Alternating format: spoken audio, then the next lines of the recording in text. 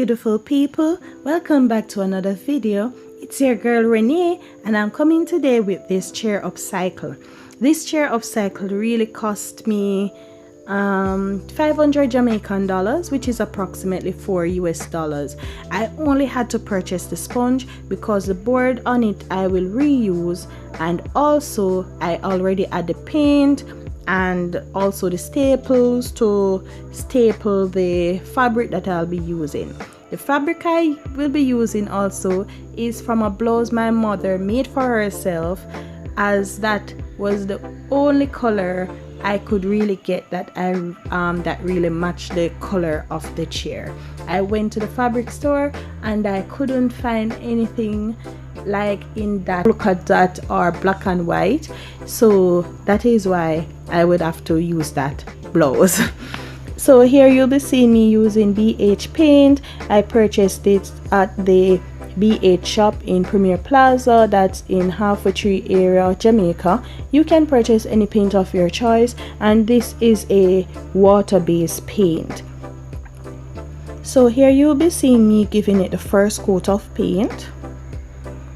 I will be painting all the creases, all the corners, just to ensure that there's no wood look after I'm finished. Please remember to like this video, share this video, and hit the notification bell so that you can see when I update other videos.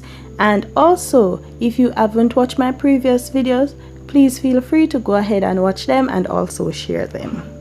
Here you'll be seeing me going over with the paint. You will see on the first coat there are some streaks in it. You can see the streaks there. Once you give it a second and third coat, it will be perfected at this point, and therefore you wouldn't be able to see the final paint job here. This is only the first coat because the camera went out.